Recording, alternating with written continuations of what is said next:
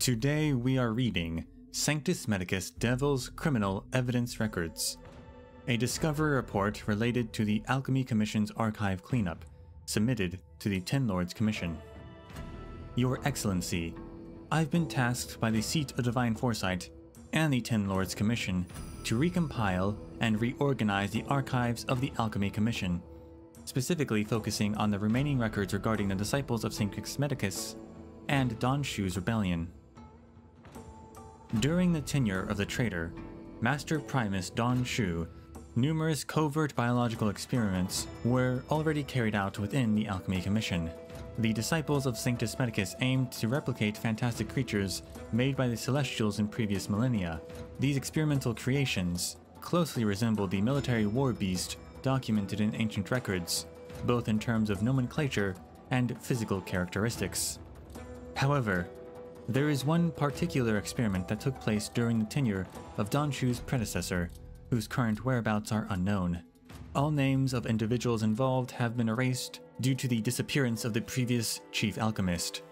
Given the current uncertainties and being unable to inquire the people involved regarding the purpose of the experiments, I have prepared a concise summary.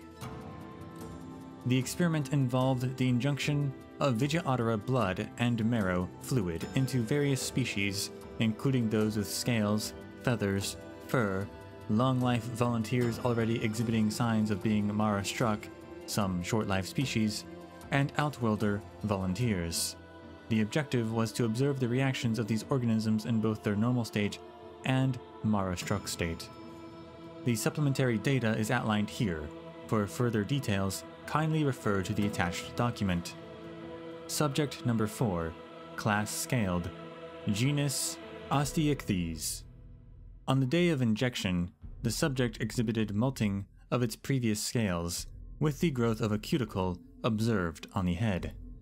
Secondary bone development occurred in the head, and noticeable enlargement of the mouthparts was observed. Hair growth was also observed near the dorsal fin and gills of the test subject. Subject number 8, Class Furred, Subspecies Canis. On the following day, the subject displayed signs of mania, with gradual shedding of nails and teeth. However, the corresponding organs grew back even sharper on the subsequent day. Keratosis developed on the subject's neck and tail. The subject was killed and its body destroyed after attacking and wounding 2 alchemists. Subject number 1E, Class Feathered, Berry Pheasant.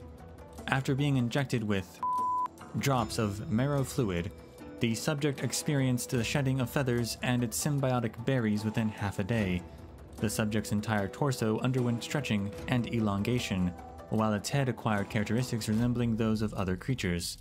An organ resembling a forelimb emerged from its chest. The subject was subsequently terminated. Subject number 1F, Class Furred Species, Yellow Boulder Oxen. 2 days later, the subject's skin exhibited signs of mutation that resembled scales. Joint reflexes were observed. A sarcoma developed on the forehead.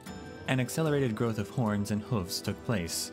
The subject was subsequently terminated. Subject number 2C, Shenzhou Human, Long Life Species.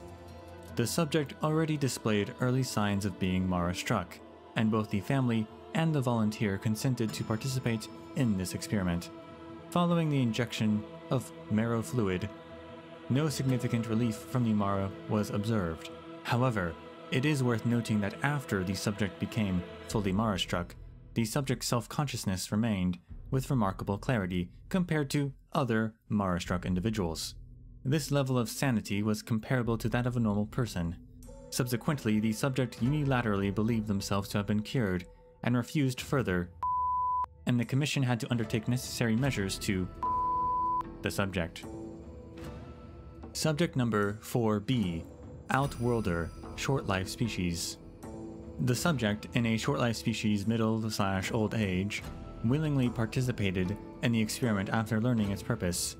After being injected with marrow fluid, the subject's cellular activity was activated, resulting in significant improvements in bodily functions.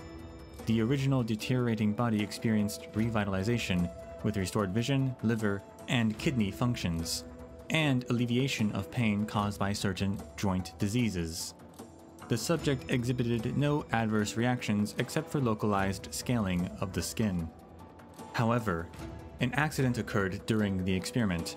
After weeks, the subject's body displayed reverse growth, regressing from a middle-aged state to a childlike form. The subject's mental faculties deteriorated significantly.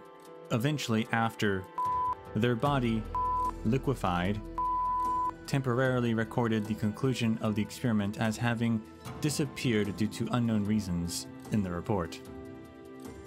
Subject number: short-lived species, race. The subject was deceased when delivered, and the body was donated posthumously for experimentation. We administered marrow fluid into the subject's body with the assistance of.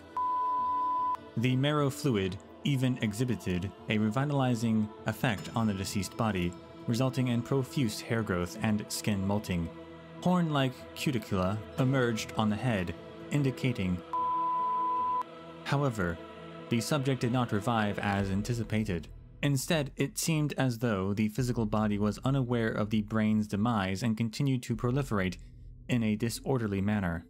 The presence of Vijayadhara bone marrow was so mighty, even in a deceased body. The test did not achieve desired expectations. As a precaution, the subject was promptly terminated before. Due to the content being damaged and space constraints, I will refrain from providing further elaboration on reports of a similar nature to the ones mentioned above. The remaining information primarily concerns dosage, injection timing, cycles, variations among experimental subjects, and related details. The aforementioned original reports have been enclosed with this letter. Furthermore, I would like to inquire whether it is the intention to investigate the original objectives of these experiments in order to conduct a comprehensive assessment of their risks. Of the Alchemy Commission.